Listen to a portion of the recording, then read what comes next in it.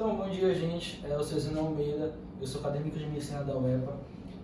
Eu estou aqui hoje para fazer o exame do abdômen do nosso paciente, que é o Tomás. Eu já lavei minhas mãos e, antes de mais nada, eu preciso pedir o consentimento dele para saber se eu posso fazer o exame. Então, tem o seu consentimento, Tomás? Sim. Então, eu peço, por favor, que você tire essa camisa e possa se deitar na maca, por favor.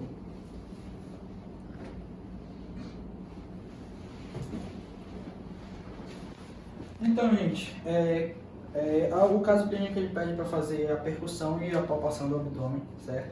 Só que antes de a gente começar a fazer esses procedimentos, é sempre bom perguntar para o paciente se ele sente alguma área hipersensível, se ele tem alguma área dolorosa no abdômen. Então eu pergunto, Tomás, você tem alguma área dolorosa? Não. Então ele disse que não tem. Se ele tivesse uma possível área dolorosa, a gente deveria fazer o exame dessa área por último, certo? Sempre começando com as áreas que ele não sente dor. Então, gente, agora passando para a palpação, nós temos dois tipos de palpação, a palpação superficial e a palpação profunda, certo? Na palpação superficial, nós vamos primeiro verificar a temperatura do abdômen do paciente, certo? Com o dorso da mão, nós vamos estar verificando se tem diferença de temperatura, se tem hipersensibilidade, certo? E aí, depois nós vamos com uma mão fazer leves movimentos circulatórios, para assim nós estarmos checando se há massas palpáveis, certo? A própria consistência da parede abdominal, nós vamos fazer isso em todas as regiões. E é bom sempre estar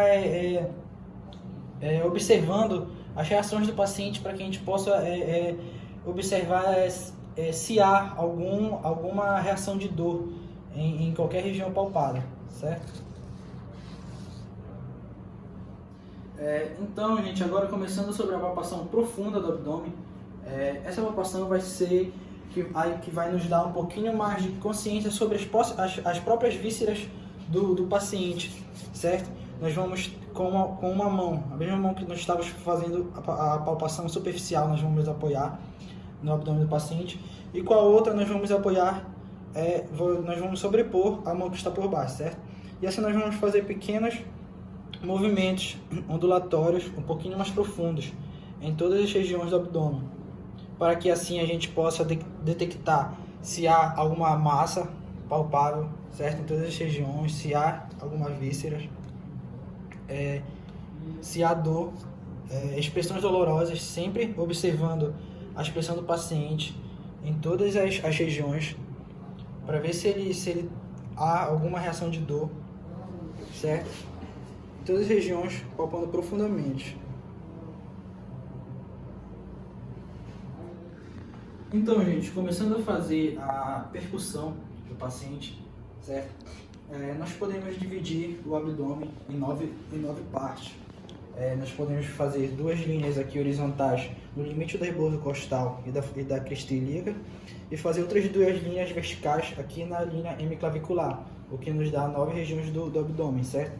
Nós temos a fossa ilíaca direita, flanco direito, hipocôndrio direito. Nós vamos ter do outro lado também o hipocôndrio esquerdo, o flanco esquerdo e a fossa ilíaca esquerda. E aqui, centralizado, nós vamos ter a região epigástrica, mesogástrica e hipogástrica, certo? Então, a gente sempre vai percutir o paciente para que a gente tenha a produção de determinados sons. É importante ver que na maior parte do abdômen nós vamos ter o som timpânico sendo produzido justamente pela presença de gases que se encontram.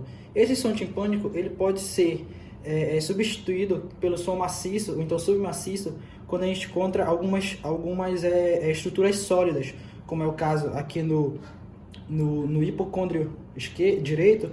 Nós temos o fígado. Então assim a gente percebe um som um pouquinho mais maciço do que em algumas outras áreas do abdômen, que a gente tem um som um pouquinho mais timpânico. Um som timpânico também que a gente tem bem comum é o som timpânico do espaço de Traube, certo? que está localizado entre mais ou menos o 10º e o 11º espaço intercostal, mais à esquerda do abdômen, certo? Então, a gente tem muitas vezes em casos patológicos a obstrução de algumas vias gastrointestinais, certo? Ou então a gente tem acúmulo de fezes. E quando a gente tem esse caso patológico, nós temos muitas vezes a substituição do som timpânico, que é típico do abdômen, por um possível som maciço ou então submaciço. Bom, gente, então vindo para o caso clínico agora, aqui no caso clínico ele diz que o paciente apresenta parada de eliminação de fezes e gases, distensão do abdominal há 2 dias. Então, provavelmente se refere a uma obstrução intestinal, correto? Que é constituída pelo bloqueio mecânico significativo ou total do trato gastrointestinal. E ele tem como etiologias mais comuns a presença de aderências, hérnias, tumores ou torções intestinais, que são os conhecidos como vólulos. E isso é bastante visto aqui no raio-x, o qual foi nos dado, que a gente percebe que tem um aumento no colo sigmoide, que pode ser ocasionado justamente pela obstrução. E quando a gente tem essa retenção de fezes, como já citado na palpação, na percussão, nós podemos ter a substituição do som timpânico pelo som submaciço ou então maciço.